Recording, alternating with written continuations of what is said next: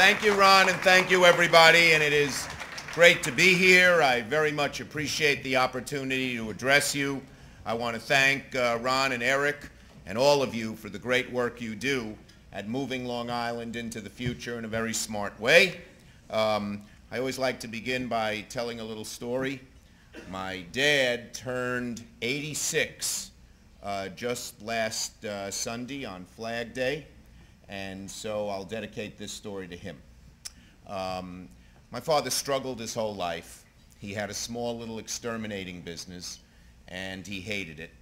My sister once sent him a Father's Day card saying, "Dad, we're the only family that associates the smell of DDT with love."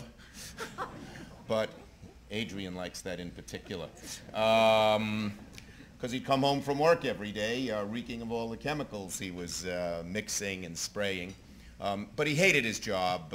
Being a small businessman, especially if it's not very successful, is very difficult. And we would hear him pace the floor Sunday nights at 2 a.m. because he hated going to work Monday morning. We'd actually hear him, my brother, sister, and I, you know. But when he was 74, he sold his little business. Well, he didn't sell it. He closed it down. No one would buy it. And my brother, who's the financially successful Schumer, bought them a little house in Florida. And so every winter, right after Christmas, they go down there and they stay 3 months, and then they come back in the spring.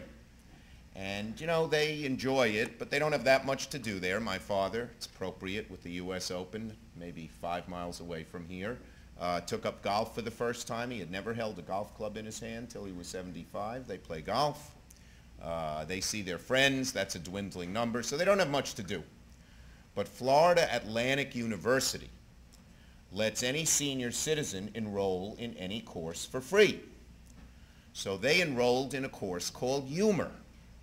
Now, what is humor? Well, every Thursday afternoon, they drive over to Florida Atlantic University, and some erstwhile comedian who never made it in the Borscht Belt, who never made it in the Catskills, gets up and tells jokes for 40 minutes. It's a different one each week, and that's all it is. My father never went to college, and he said, "Gee, college is pretty easy. I should have gone."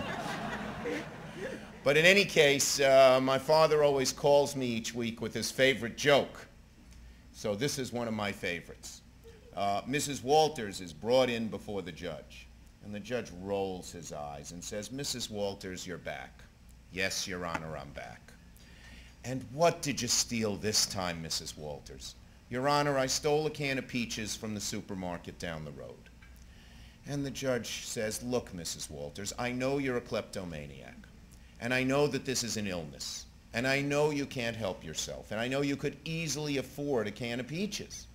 But for Lord's sake, Mrs. Walters, this is the 17th time you've been brought before me for shoplifting this year, and it's only March. I have no choice. I'm going to have you spend some time in jail."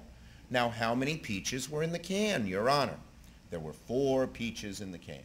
"Well, then I have no choice. I'm going to sentence you to 4 nights in jail, 1 for each peach." And he's about to bang the gavel and pronounce sentence when a gentleman in the middle of the courtroom gets up all excited. He goes, Your Honor, may it please the court. I'm her husband. She also stole a can of peas." So, if you're ever at...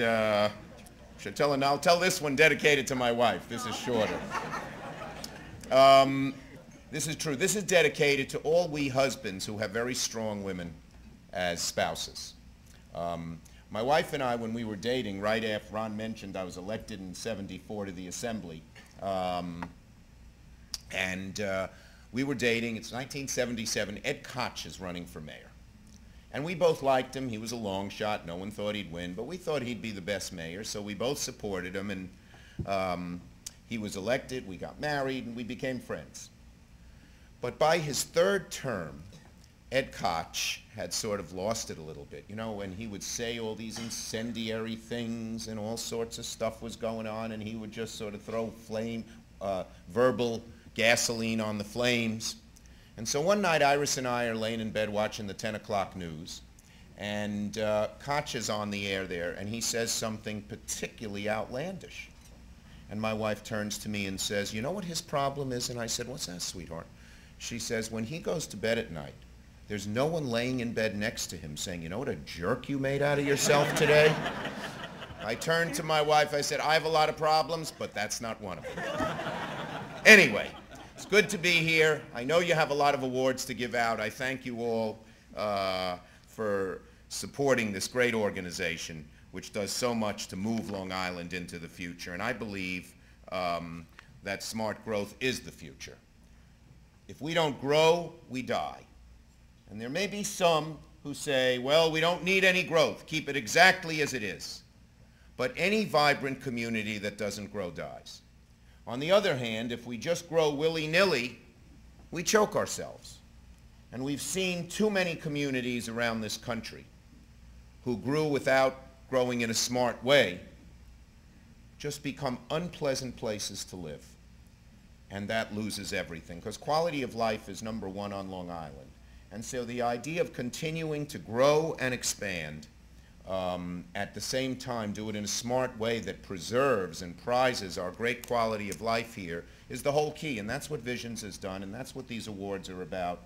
And I want to salute all the awardees for making sure that that happens, because I believe that Long Island has a great future. I know we have our problems, not just in these economic times, all the time, but it's inevitable. And why is it inevitable? It's inevitable because the way the United States will progress is we have become and will continue to become the ideas capital of the world. And as the world economy becomes one, the ideas and the entrepreneurship that is uniquely American will spread throughout the world. I sat next to a fellow named Joseph Ackerman. He's the head of Deutsche Bank, the big German bank. And I asked him a question that I ask many foreigners. Maybe you ask it too. I said, do you think the United States will remain the leading economic power of the world? And without blinking, in 25 years from now, will we be the leading economic power of the world 25 years from now? And without blinking, he said, absolutely. And I was sort of surprised. Most people, I think most Americans would have doubts about that.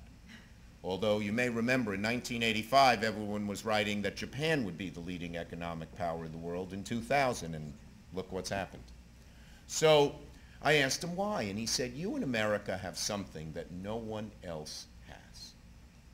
I said, what's that? He said, you guys take it for granted.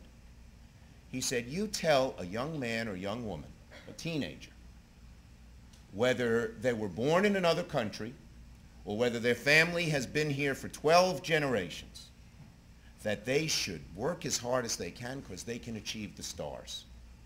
And it's true. That's what we infuse our young people with, almost unlimited possibility. He said, Europe doesn't have it, I can tell you that. It's very stratified. If you're born from a certain place or have a certain background, you can't go anywhere. He said, India doesn't have it. Maybe you understand that. But he says, I spend a lot of time in China. Neither do they. Only America has it. And that's an amazing thing. But what it means is we unleash these tremendous talents and tremendous energy everywhere. It means a few things.